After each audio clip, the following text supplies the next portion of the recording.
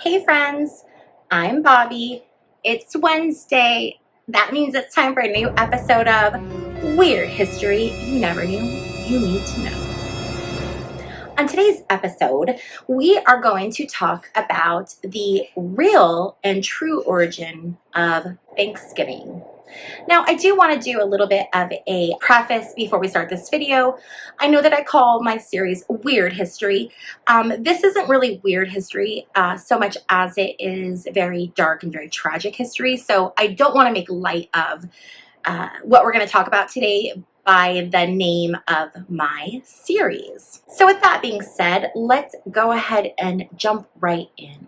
So if you are like me and you grew up here in the United States, then your childhood was probably filled with Thanksgiving pageants at school where some kids put on little black pilgrim hats and some kids put on little headdresses with feathers that are made out of construction paper. And we were told that this is a holiday that celebrates togetherness and things that we should be thankful for and this lovely meal between the Pilgrims and the Native Americans.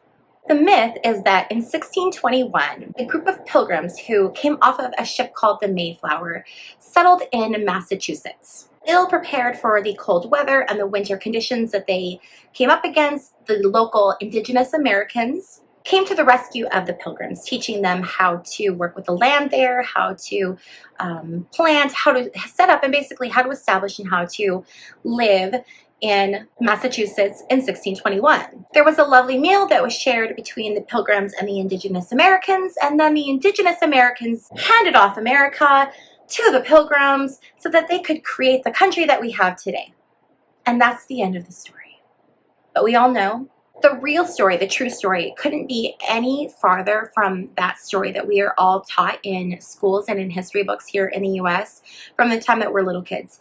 And it's a disservice to so many people. So today I'm going to share with you what the real history is, what really happened, and where this holiday of Thanksgiving actually originated from. One of the first things that we need to address is that in the story of America, it's always told as if America or people on the land did not exist prior to the arrival of Europeans. But the truth is that Indigenous people have been here for at least 12,000 years and potentially even longer. So the first thing we need to address is the fact that American history literally starts with Europeans coming over and really doesn't pay much attention at all to the Native people who were here for thousands of years and this was their home. So by beginning American history, we're already doing a disservice to all Indigenous Americans. Another thing that's a big misconception that we often think about is that the Mayflower was the first time Europeans came to America.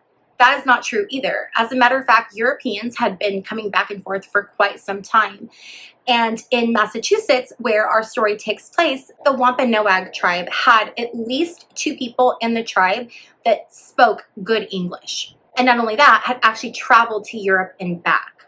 Additionally, it wasn't a peaceful story of these Europeans coming over on the Mayflower and meeting with these Native Americans and then them having peace and living together, and the Europeans are like living on this land and everything's fine.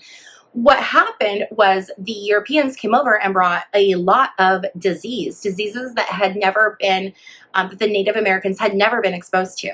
And these germs, these diseases, these viruses, killed 80% of the Wampanoag tribe. 80% of the Wampanoag tribe was wiped out because of these illnesses. So it left them very diminished and very, very small. Something that we never talk about or we never consider is that there were tribes all throughout the US, and some of those tribes got along and some of those tribes did not get along. And so there was often this conflict between the tribes. So we look at these Wampanoag people and they have been decimated by germs and sickness, and the little people that they do have left are trying to battle these other tribes and these other people, and then also deal with all of the European settlers that were coming in. So there was a leader in the Wampanoag tribe named Massasoit. He went to the European settlers and he wanted to form an alliance. And this alliance wasn't born out of loving the Europeans and wanting to just partner with them. This alliance came out of the fact that Their tribe was originally 8,000 people, and they were down to 1,500. They're still in conflict with these other tribes, and so they need to try to stay alive. So they make this alliance with the Europeans, and the way that the alliance works is, okay, we will sell you some of our land, and you help protect us from these other tribes. Well, the Europeans thought this was a great deal, and so of course they jumped right in on it. However, this is where things get kind of messy. So I want you to think for a minute. If you were to go to Europe, okay, and you were to buy land, you could buy land, you could buy a house, you could buy a lot of land, but you wouldn't buy land and then say, okay, this is now my country and I'm coming in here and I'm the ruler of this country. No, you're buying land, but you're buying land in wherever you're at. You still have to abide by the rules and the laws and the customs and whatever. That land still belongs to, you know, Europe. That was the same situation. So the European settlers were here in Massachusetts, and they were buying up all this land from the Wampanoag tribe. But then they were saying, okay, well, this is no longer essentially your land at all. This is a new country that we're settling and establishing. And this is our country, the United States of America.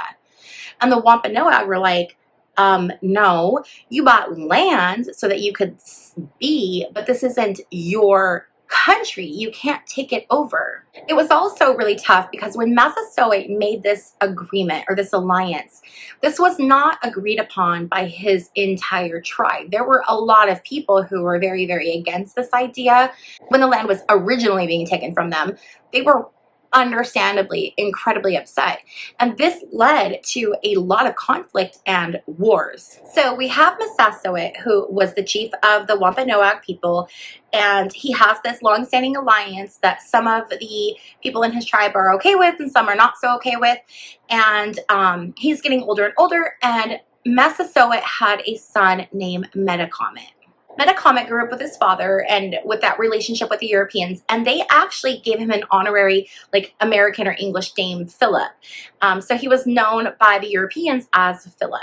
Massasoit passed away, and his son Metacomet took his place. Metacomet decided to move away from the alliance, to no longer honor it, because the Europeans were constantly violating their portion of that alliance. And so Metacomet said, enough, he was done.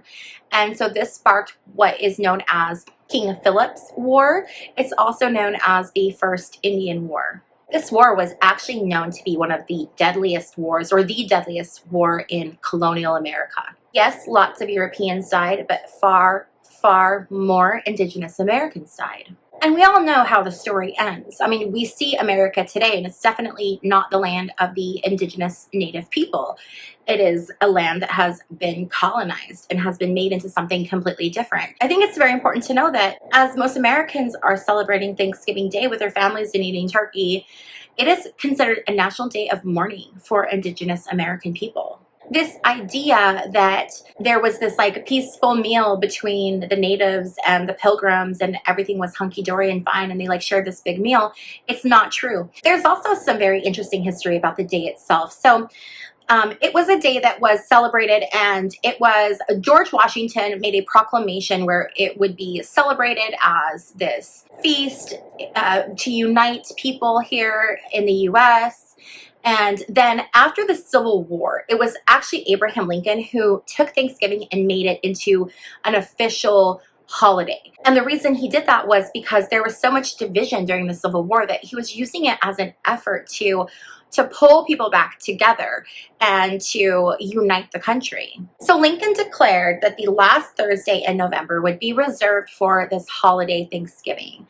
And I think another little interesting, weird bit of history that I think is important to note is Theodore Roosevelt, after World War II, he actually moved Thanksgiving from the last Thursday in November up a week. And the reason he did this was so that there would be an extra week of shopping before Christmas. So this was done in a way to basically sell more things. And that's good old America. It's capitalism. It's about making money and selling things. And there's a lot of holidays that we know have been manipulated. There's a lot of holidays that have been created that are not real holidays, or they've taken really negative situations and they've manipulated them to seem extremely positive. I mentioned in my video about the history of the Pledge of Allegiance. It was Roosevelt who made changes to the Pledge of Allegiance, adding, I believe, one nation under God. I believe that was what he added. I'll link the video here where you can see the history of the Pledge of Allegiance, and I do a deep dive into that. But we know that that whole thing, the Pledge of Allegiance, wasn't done out of some, patriotic, movement, but it was done to sell flags to schools. And so here we are with this Thanksgiving holiday, and Roosevelt decides, you know what, we're going to move this. Now, I believe it was moved again. So now it's the fourth Thursday of the month of November, which typically falls on the last Thursday of the month, but not always. So it was moved back. I think when Roosevelt, when he instituted it, it was like moved up a week. So it was the third Thursday in the month of November. So this Thanksgiving, I think it's really important to take a moment and to really think about, where this holiday originates and where it comes from, and to think about the people who, they lost their land. Their land was colonized. It's important that we think about these people, and especially our Indigenous Americans, when they're in school and they're learning this history, right, that does not include them, because it does not start in the U.S. until the white men arrive, and they're told the story of, peace and unity, and it's not true, and they know it's not true. And I think it's time that we all know it's not true as well. This Thanksgiving, when you're enjoying time with your family, you might want to consider donating to one of many really fantastic organizations that support the rights of Indigenous people in America and support the causes that are near and dear to them. And I'm going to link some of those different organizations down in my info section for this video, so that if you're interested in doing something good this holiday season and, making a donation to one of these organizations and trying to do some good, I think that this would be a really, really great time to make a contribution. I also think that it's very important that we are also teaching our children what the true history is. I know as a mom, I'm going to make sure that my children understand the origins of Thanksgiving. And when we celebrate Thanksgiving, we are not celebrating it as this feast that really never happened. We look at it as a day of honoring those people who wrongfully lost their land and their lives. I want to thank you so much for joining me on this video of weird history you never knew that you needed to know. If you like this video or if you learned something new, please don't forget to give this video a thumbs up. If you have any ideas of weird history that you would like for me to cover, please leave those in the comment section down below. I'm always looking for new ideas and inspiration on topics to cover. And if you have not already subscribed to me, please take a moment to hit the subscribe button on your way out. I want to thank you so much for taking the time to hang out with me, and I will see you guys in my next video. Bye!